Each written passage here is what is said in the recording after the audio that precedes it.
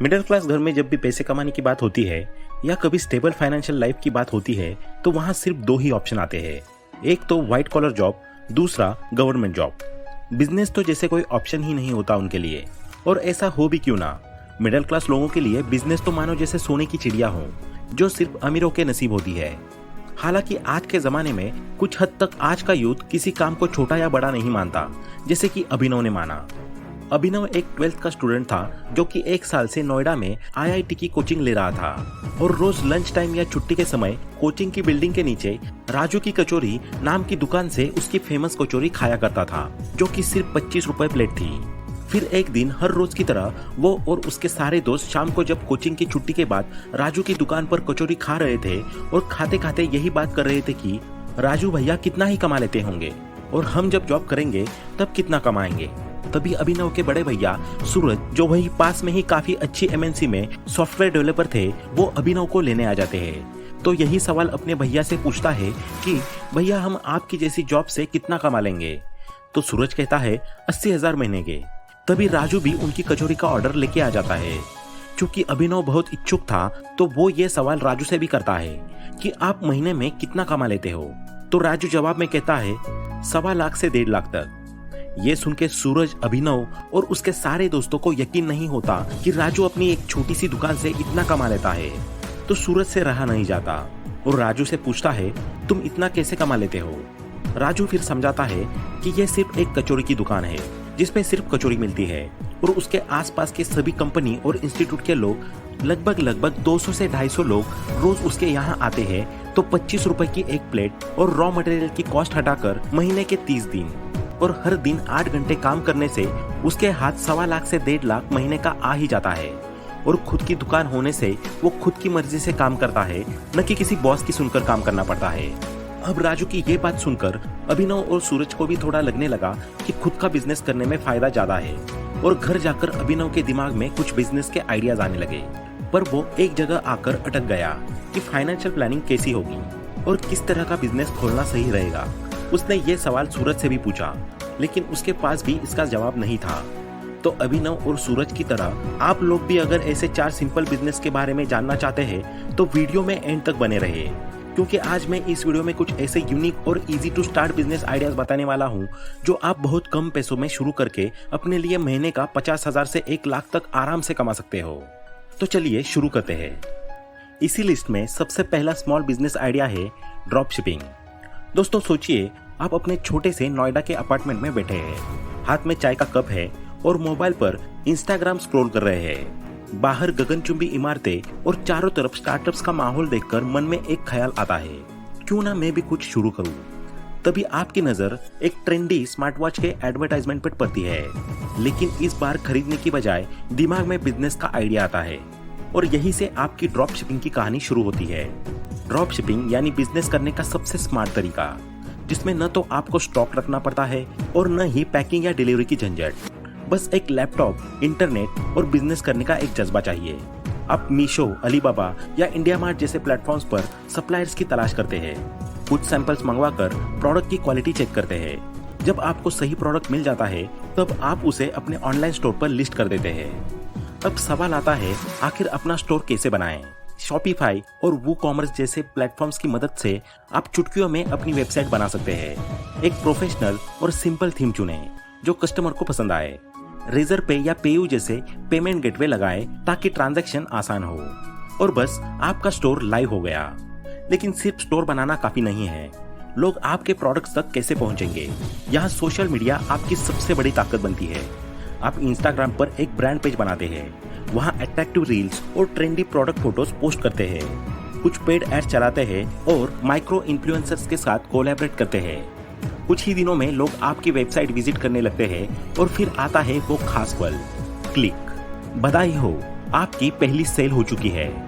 अब आप order detail supplier को भेजते हैं और वो सीधे आपके कस्टमर को प्रोडक्ट शिप कर देता है। आपको बस प्रॉफिट गिनना है, कोई स्टॉक रखने की जरूरत नहीं, कोई एक्स्ट्रा खर्च नहीं। शिप रॉकेट जैसे प्लेटफॉर्म से आप डिलीवरी को ट्रैक कर सकते हैं और जब कस्टमर को प्रोडक्ट मिल जाता है तो उनका 5 स्टार रिव्यू आपका दिन बना देता है। धीरे धीरे आप डेटा को गूगल एनालिटिक्स पर एनालाइज करते हैं किस प्रोडक्ट को लोग ज्यादा पसंद कर रहे हैं, कौन सा ऐड बेहतर परफॉर्म कर रहा है। अब जब फेस्टिवल्स का सीजन आएगा तो आप स्पेशल ऑफर्स और डिस्काउंट्स देकर सेल्स को बूस्ट कर सकते हैं। देखते ही देखते 10 ऑर्डर्स से 100 ऑर्डर्स तक पहुंच जाते हैं। लेकिन हर जर्नी में चैलेंजेस भी आती है, कभी पेमेंट इश्यूज, कभी डिलीवरी में डिले और कभी कभी कस्टमर्स के सवाल। मगर हर प्रॉब्लम एक सीख होती है। अगर आप अपने कस्टमर को खुश रखेंगे तो वो आपके ब्रांड को और लोगों तक पहुंचाएंगे और फिर धीरे धीरे आपका छोटा सा स्टोर एक बड़ा ब्रांड बन जाएगा। तो अगली बार जब आप नोएडा के किसी कैफे में बैठकर चाय पी रहे होंगे और अपने फोन पर एक और ट्रेंडी प्रोडक्ट का ऐड देखेंगे, याद रखिए आप सिर्फ एक कस्टमर नहीं है, आप एक एंटरप्रेन्योर है और ये तो बस शुरुआत है। Next idea number 2, fast food centre. सोचो कि आप अपने दोस्तों के साथ दिल्ली घूमने आए और आपके आसपास ऑफिसेज, कॉलेजेस और मॉल्स की भीड़ है। तभी आपकी नजर एक छोटे से फूड ट्रक पर पड़ती है जहां लोग गर्म गर्म मोमोज और चटपटी चाट का मजा ले रहे हैं। तभी आपके मन में एक ख्याल आता है, क्यों ना मैं भी अपना फास्ट फूड सेंटर शुरू करूं। और यहीं से आपकी एंटरप्रेन्योरशिप की यात्रा शुरू होती है। फास्ट फूड सेंटर खोलना स्वाद और सेवा का अनोखा मेल है। सबसे पहले आपको तय करना होगा कि आप किस तरह का भोजन परोसना चाहते हैं। स्ट्रीट फूड जैसे चाट, मोमोज या बिरयानी, या फिर कुछ मॉडर्न जैसे बर्गर्स, पिज्जाज और रैप्स। हर तरह का फूड अपने कस्टमर्स को आकर्षित कर सकता है। अब सबसे जरूरी स्टेप है लोकेशन चुनना। दिल्ली में कॉलेजेस, ऑफिस कॉम्प्लेक्सेस और रेसिडेंशियल सोसाइटीज के आसपास जगह लेना एक बेहतरीन आइडिया हो सकता है। एक स्मॉल फूड ट्रक या कॉम्पैक्ट आउटलेट से शुरुआत करना स्मार्ट मूव रहेगा। फिर आता है मेन्यू प्लानिंग। अपने मेन्यू में कुछ सिग्नेचर डिशेस शामिल करें जो लोगों को आपके फूड सेंटर की याद दिलाए। हाइजीन और क्वालिटी का ध्यान रखें, क्योंकि पॉजिटिव कस्टमर एक्सपीरियंस से ही आपका बिजनेस तेजी से ग्रो करेगा। अपने आउटलेट को यूनिक बनाने के लिए ब्राइट लाइट्स, मॉडर्न फर्नीचर और आई कैचिंग वॉल आर्ट का इस्तेमाल करें, जिससे लोग आपके सेंटर को इंस्टा वर्दी माने। सोशल मीडिया भी आपके बिजनेस की ग्रोथ में अहम भूमिका निभा सकता है। इंस्टाग्राम और फेसबुक पर डिलीशियस फूड पिक्स और कस्टमर रिएक्शन शेयर करें। फूड ब्लॉगर्स और माइक्रो इन्फ्लुएंसर्स को कोलैबोरेट के लिए इनवाइट करें, जिससे आपकी विजिबिलिटी बढ़ेगी। ऑनलाइन डिलीवरी प्लेटफॉर्म्स जैसे जोमेटो, स्विगी के साथ टाइप करना भी फायदेमंद रहेगा, जिससे आपकी रीच कई गुना बढ़ जाएगी। चैलेंजेस हर बिजनेस में आते हैं। कभी स्टाफ मैनेजमेंट में दिक्कत होती है तो कभी रॉ मटेरियल की सप्लाई में प्रॉब्लम हो सकती है, लेकिन कस्टमर फीडबैक और स्मार्ट मैनेजमेंट से आप इन चैलेंजेस को इजीली हैंडल कर सकते हैं। और फिर वो दिन आएगा जब लोग आपके आउटलेट के सामने लंबी लाइन में खड़े होंगे। आप प्राउड फील करेंगे कि ये सब आपकी मेहनत और पैशन का रिजल्ट है। तो गलियों गलियों में अपने स्वाद की खुशबू फैलाइए, लोगों को खुश कीजिए और अपनी फास्ट फूड सेंटर्स की सक्सेस स्टोरी लिखिए। Next idea number 3, coaching centre. दोस्तों, आज की तारीख में इंडिया बहुत कॉम्पिटिटिव हो गया है। आज ऐसा समझा जाता है कि एक फर्स्ट क्लास के बच्चे को भी दुनिया भर का सारा ज्ञान होना चाहिए। तो यूपीएससी, आईआईटी और नीट के स्टूडेंट्स को तो मानो सारा ज्ञान ऑलरेडी मिला होता है। आज की डेट में 5th क्लास के बच्चों की मैथ्स कैलकुलेशंस वो है जो कभी 7th, 8th क्लास के बच्चों की बुक में हुआ करती थी।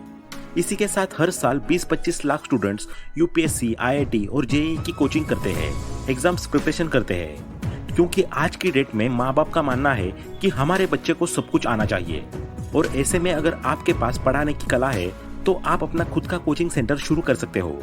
कोचिंग सेंटर खोलना मतलब नॉलेज और गाइडेंस को आगे बढ़ाना।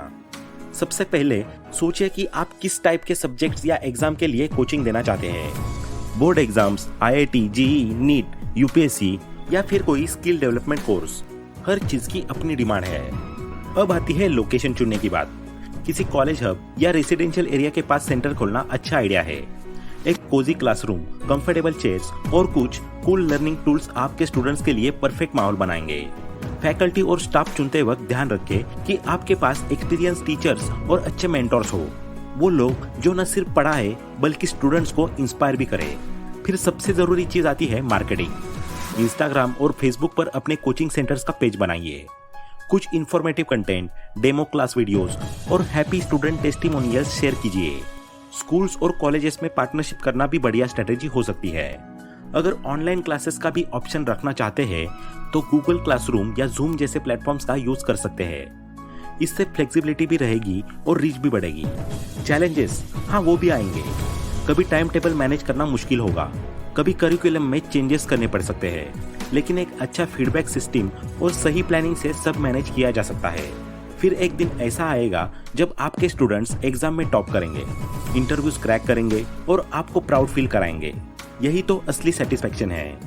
तो अब देर किस बात की, अपना कोचिंग सेंटर शुरू कीजिए, स्टूडेंट्स को गाइड कीजिए और अपनी सक्सेस स्टोरी लिखिए। अब आगे business idea number 4, freelance writing firm. सोचिए आप अपने पसंदीदा कैफे में बैठे हैं, लैपटॉप सामने खुला है और कॉफी की खुशबू हवा में घुली है। अचानक आपको याद आता है कि कितने लोग आजकल कंटेंट राइटिंग की फील्ड में काम कर रहे हैं, blogs, website, social media post और स्क्रिप्ट लिख रहे हैं। और तभी आपके मन में एक ख्याल आता है, क्यों ना मैं भी एक फ्रीलांसिंग राइटिंग फर्म शुरू करूं। और बस यहीं से आपकी एंटरप्रेन्योरियल जर्नी शुरू होती है।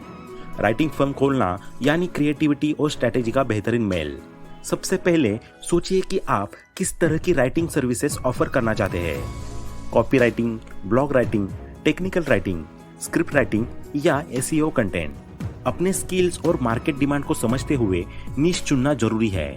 नीश सिलेक्ट करने के बाद आपको कॉम्पिटिटर्स का एनालिसिस करना चाहिए। ये जानना जरूरी है कि मार्केट में कौन कौन से प्लेयर्स एक्टिव है और किस तरह से क्लाइंट्स को अट्रैक्ट कर रहे हैं। अब बारी आती है टीम बनाने की। शुरुआत में आप अकेले प्रोजेक्ट्स ले सकते हैं, लेकिन जैसे जैसे बिजनेस बढ़ेगा, फ्रीलांस राइटर्स, एडिटर्स और कंटेंट स्ट्रेटजीज को कोलैबोरेट करने का समय आ जाएगा। एक स्ट्रॉन्ग टीम आपकी फर्म को और प्रोफेशनल बना देगी। फ्रीलांसर्स को ऑनबोर्ड करने के लिए लिंक्डइन, फाइवर या अपवर्क जैसी वेबसाइट्स का इस्तेमाल कर सकते हैं। क्लाइंट कैसे लाएं? इसका सॉल्यूशन है strong online presence. LinkedIn, Instagram और ट्विटर जैसे प्लेटफॉर्म्स पर अपनी पोर्टफोलियो वेबसाइट और राइटिंग सैंपल्स को प्रमोट कीजिए। फ्रीलांस मार्केटप्लेस जैसे अपवर्क और फाइवर भी क्लाइंट ढूंढने में मदद कर सकते हैं। इसके अलावा कोल्ड ईमेलिंग और नेटवर्किंग इवेंट्स भी काफी काम आ सकते हैं। प्राइसिंग भी एक बड़ा फैक्टर है। फ्रीलांस राइटिंग में आप पर वर्ड, पर आवर या पर प्रोजेक्ट बेसिस पर चार्ज कर सकते हैं। स्टार्टिंग में कॉम्पिटिटिव प्राइसिंग रखना सही रहेगा, लेकिन जैसे जैसे आपका पोर्टफोलियो स्ट्रांग होगा, आप प्रीमियम क्लाइंट्स के साथ काम कर सकते हैं। कंटेंट राइटिंग फर्म में एक और की फैक्टर है टाइम मैनेजमेंट। ट्रेलो या नोशन जैसे टूल्स की मदद से आप प्रोजेक्ट ट्रैक कर सकते हैं और डेडलाइन पर डिलीवर कर सकते हैं। इफेक्टिव टाइम मैनेजमेंट आपके क्लाइंट्स को सेटिस्फाइड रखेगा और आपकी फर्म की रेपुटेशन बढ़ाएगा। चैलेंजेस तो आएंगे ही। कभी क्लाइंट एक्सपेक्टेशंस मैनेज करना मुश्किल होगा, कभी रिविजन्स की भरमार होगी, लेकिन पेशेंस और क्लियर कम्युनिकेशन से आप इन सिचुएशंस को हैंडल कर सकते हैं। रेगुलर फीडबैक लेना और क्लाइंट्स के साथ ट्रांसपेरेंट कम्युनिकेशन रखना आपकी फर्म की सक्सेस की है। और फिर वो दिन आएगा जब आपके क्लाइंट्स आपको लॉन्ग टर्म कॉन्ट्रैक्ट्स ऑफर करेंगे, आपके लिखे हुए कंटेंट से ब्रांड ग्रो करेंगे और आपकी फर्म मार्केट में एक ट्रस्टेड नेम बन जाएगी। तो क्या आप तैयार हैं अपनी फ्रीलांस राइटिंग फर्म की सक्सेस स्टोरी लिखने के लिए? लैपटॉप उठाइए, कीबोर्ड पर उंगलियां चलाइए और अपने वर्ड्स से दुनिया को इंस्पायर करिए।